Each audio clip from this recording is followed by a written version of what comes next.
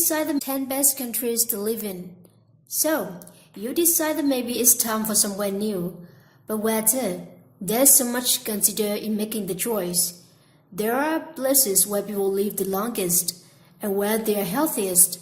There are the cities where expats can live their lives and those that are paradise for architectural lovers. Here, we give you the best all-round spots based on the latest result of UN Development Programme's annual Human Development Index from 2016. There are countries that score big across the board, including the areas like access to healthcare, environmental sustainability and the quality of education, gender equality, average income and more, counting down from 10. Number 10. United States. The United States squeaks into the top 10 due to high numbers when it comes to education. 95.3% of the population have at least some secondary education, gender equality, and average per capita income about $53,245. So why it isn't in the top spot? Income inequality and achievement gaps between ethnic groups weigh it down. Even that overall strong economy and robust political institutions keep it among the high performers. Number 10. Thai, Canada. Let the cross-border rivalry intensify. Canada is tied with its southern neighbor for 2016's report, but gets to that score for different reasons. While its per capita income is lower, publicly accessible healthcare and education go a long way in placing it in a comfortable 10th place. Plus, while the US has dropped 3 places in the ranking over the last 5 years, Canada's have been bumped up 1. So if the trend continues, we could see it eventually edging us out of the top 10. Happy 115th birthday, Canada. Number 9. Iceland. Iceland is the world leader in renewable energy consumption, harnessing its wide waves and other renewable resources to generate nearly 100% of its energy. The UN called it a model for the world. The country has also been a leader in gender equality. It was the first country to elect a woman at the head of state in a national election. And on International Women's Day, Iceland government decided that it would introduce legislation requiring employers with at least 25 workers to prove they offer equal pay regardless of gender, ethnicity, sexuality, or nationality. The country is already such a draw to visitors that it will have more American tourists than actual residents this year. Number 8. Ireland. There was a time, not long ago, when Ireland would have had trouble making it into the very high human development category of the report at all.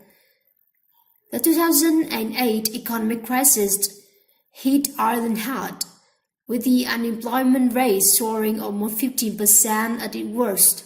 But with some help from the European Union, Ireland has proven that even when the countries are faced with a crippling crisis, they can bounce back, and then up toward the top of the list when it comes to education, health, and income.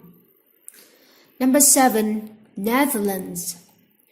From wide turbines to groundbreaking reintegration programs for former prisons, the Netherlands' progressive government does a whole lot in keeping the country near the top of the HDI rankings.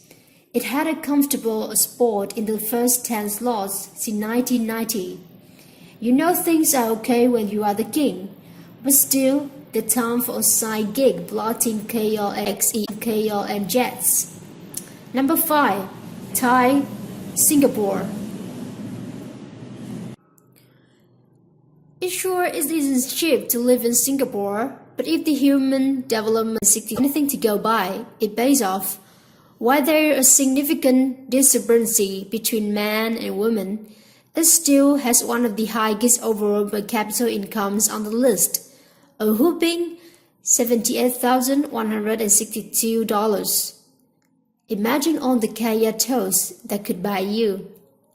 Number 5. Thai, Denmark.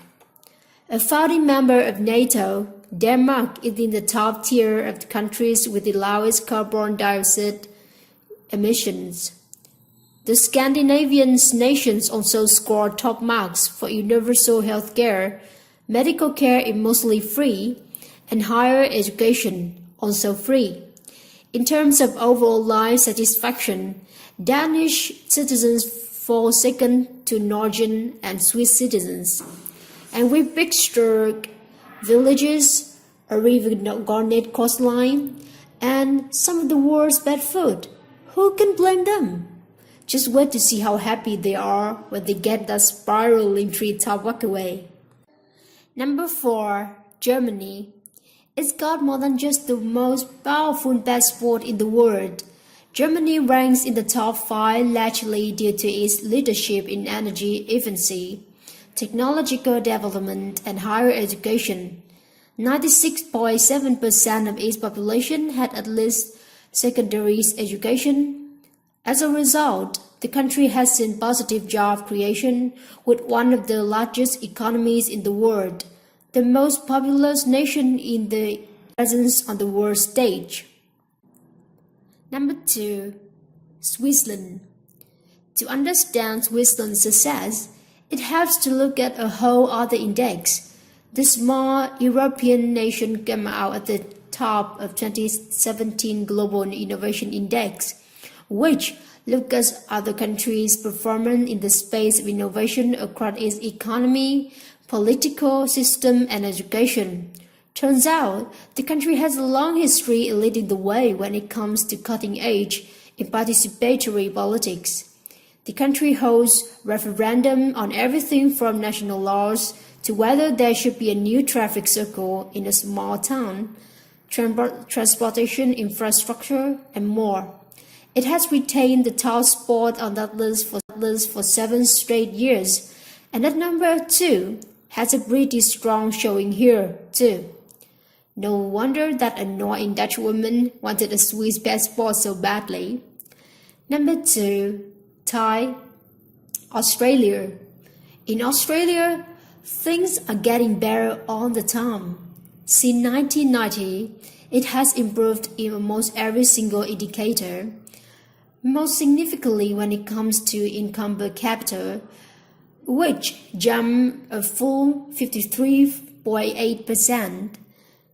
There's one particular staggering statistic. The average Australian child can expect more than 20 years of schooling, the highest on the list worldwide. In fact, it's a full 2.5 years more than the number 1 country.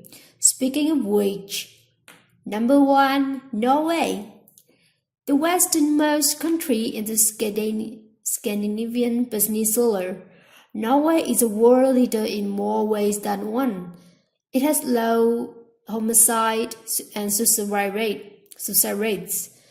It's toward the top back in the gender equality, and is relatively green. 58% of its energy use is from renewable sources. Higher education is mostly free too, and 95.3% of its population has some form of secondary education. It should be noted that the country also has a substantial safety net.